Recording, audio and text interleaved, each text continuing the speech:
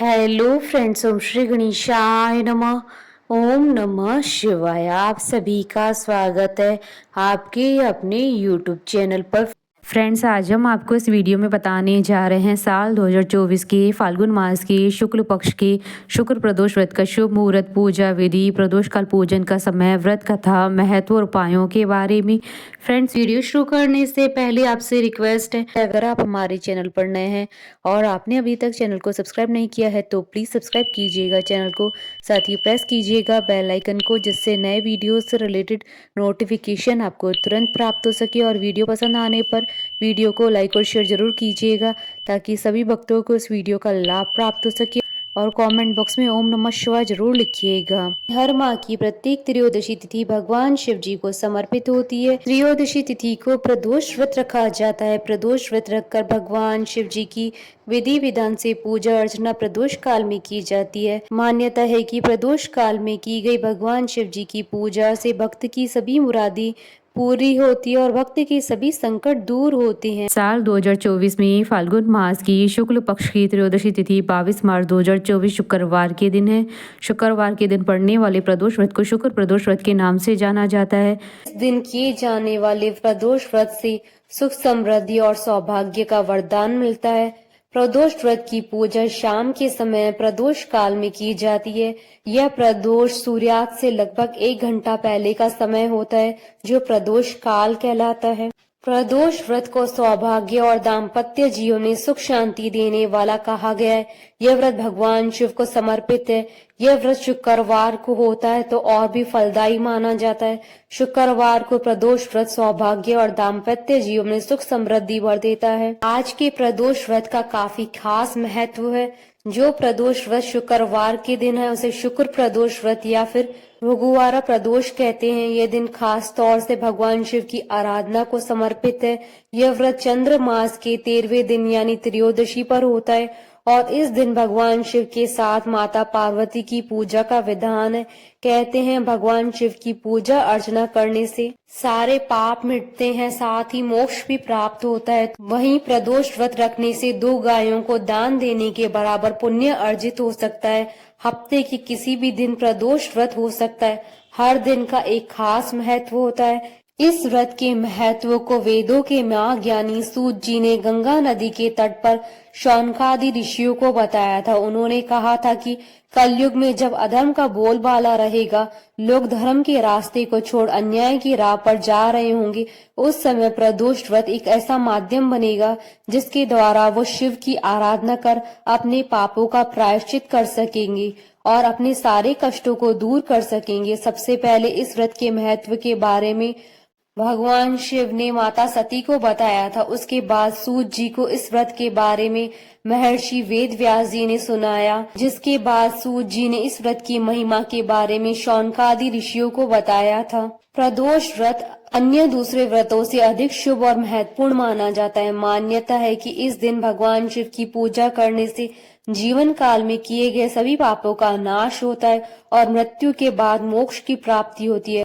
Friends, अब आइए जानते हैं शुक्र प्रदोष व्रत के शुभ मुहूर्त के बारे में। हिंदू पंचांग के अनुसार साल 2024 में फाल्गुन मास का शुक्र प्रदोष व्रत 22 मार्च 2024 शुक्रवार के दिन है। फाल्गुन शुक्ल त्रयोदशी तिथि प्रारंभ होगी 22 मार्च 2024 को सुबह 4:44 पर और फाल्गुन शुक्ल त्रयोदशी तिथि का समापन होगा 23 मार्च 2024 को सुबह 7:17 पर। प्रदोष काल पूजन का समय रहेगा 22 मार्च 2024 को शाम 6:39 से रात्रि 9:01 तक। कुल अवधि 2 घंटे 22 मिनट है। फ्रेंड्स, अब आइए जानते हैं शुक्र प्रदोष व्रत की पूजन विधि के बारे में।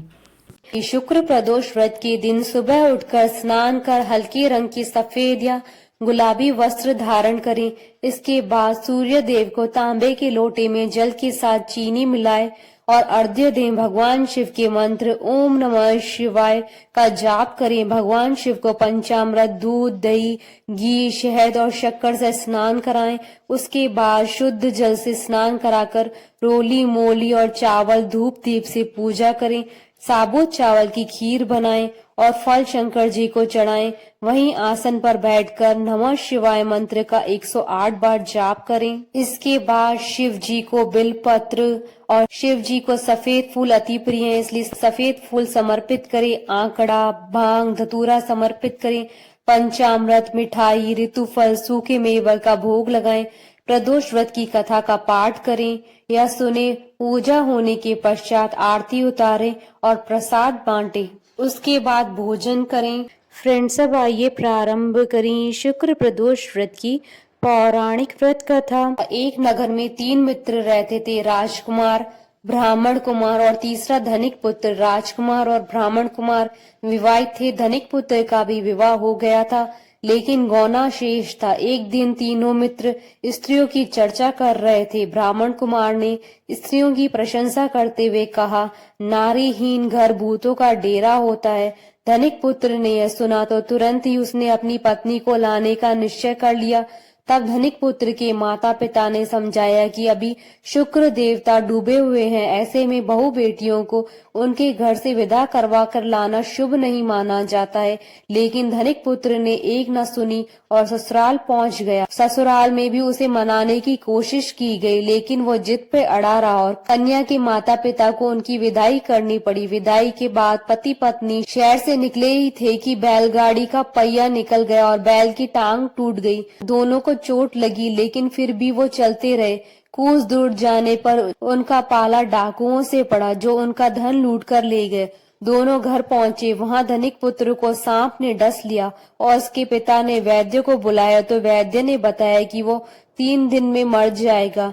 जब ब्राह्मण कुमार को यह खबर मिली तो वह धनिक पुत्र के घर पहुंचा और उसके माता पिता को शुक्र प्रदोष व्रत करने की सलाह दी और कहा कि इसे पत्नी सहित वापस ससुराल भेज दें।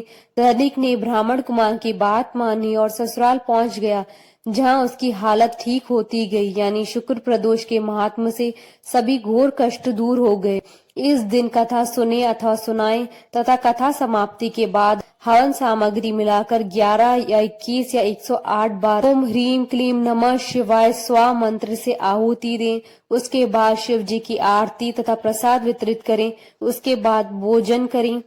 फ्रेंड्स, अब आइए जानते हैं प्रदोष व्रत के दिन किए जाने वाले उपायों के बारे में। जिनके भी विवाह होने में विलंब हो रहा है, उनके लिए शुक्र प्रदोष का दिन विशेष महत्वपूर्ण होता है। इस दिन विशेष प्रयोगों से विवाह में हो रही अड़चनों को दूर किया जा सकता है।